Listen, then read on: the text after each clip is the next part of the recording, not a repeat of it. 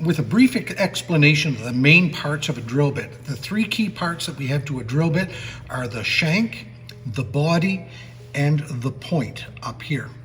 And if we look at this particular drill bit here, we have a tapered shank with a driving tang, and we have flutes that carry the chips and allow coolant to get into the point of the drill, flowing down into the point of the drill. We have a margin, and here's a picture of the margin right here. This little point here, it's a raised portion on the outside of the drill bit, and that is actually the piece that's going to size your hole, the margin. We think about margins on a paper. We know that the margins on a sheet of paper is from here to here. Well, on this one here, if you wanted to properly measure the diameter of a drill bit, you would use a micrometer and you would measure from this margin to the opposite side, and it will tell you exactly what size hole you're going to drill. The small reliefed portion in behind the margin down here is called the body, land or body, and it's just a place where the drill is relieved in behind, but it gives structural strength to the drill bit, but it allows a clearance in case there's any chips that get caught in behind for them to escape, and it also reduces the amount of friction that's in the hole by reducing this undersized to the margin.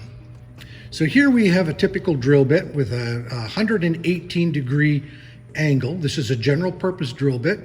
And the length of the angle of our lip on this side here from the center line is 59 degrees there, and 59 degrees over on the other side over here.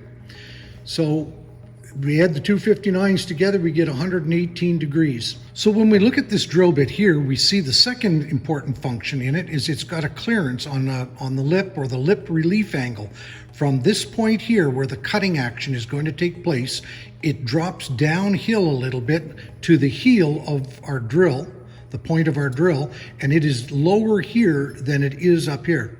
If it was just in reverse, it would rub on this before this cuts, but this one is ground perfectly, so we get a really good cut up here on the lip, and we have lip clearance or lip relief from here back.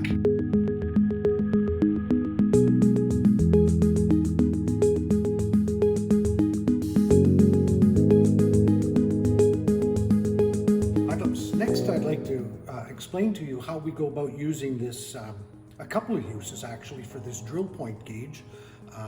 It's a wonderful tool for measuring the angle of my drill point. So that when I set it up here, I'm at 118 degrees and I can measure whereabouts my point is. And I see I'm 1, 2, 3 lines past the 32, and I rotate it around to the other side, and I can look at it, and I see 1, 2, I'm 3 lines past the 32. It's absolutely perfect. So that drill should cut a good size hole accurately. And the angle is good. It's at 59 degrees. I got very little light showing underneath of it. So we're in good shape on this particular drill bit. The second thing that I do with this particular gauge is I can use it to set up my angle here, so when I want to grind my drill, I just put my gauge along this the tool rest, and I set it up for 59 degrees using a black marker. I just extend a line along there.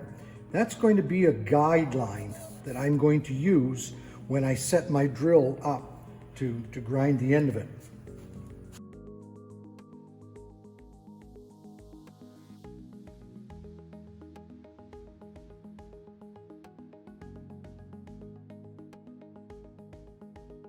So when I'm ready to grind a drill bit, I take my drill bit in my hand. I've got my tool rest on a slight angle running uphill. That's going to help me to build in that lip relief angle here. So I'm going to set my drill bit up on here, and I'm going to lay it parallel to the line I scribed. And the second thing I want to do is I want to have my lip angle parallel with this tool rest. So you see this lip angle here is running parallel to my tool rest like that. And then I'm going to bring it up and gently touch on that grinder right there. And I'm going to grind my angle.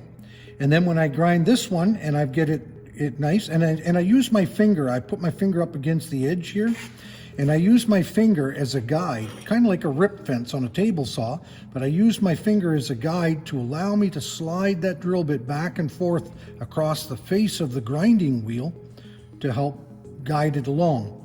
When I complete that side, I flip it over 180 degrees, again keeping that that lip angle, cutting lip, parallel to my tool rest, and I'm following my line again. And then I bring it up and I just rub it back and forth across the face gently and grind it down till I'm approximately in the middle. This is where we start to take note of the angle, and I'll get my handy dandy tool here again, my drill point gauge, and I put it up here and I check to see if I've got the right angle and if I've got the right length of lip angle measured on this little graduated scale here.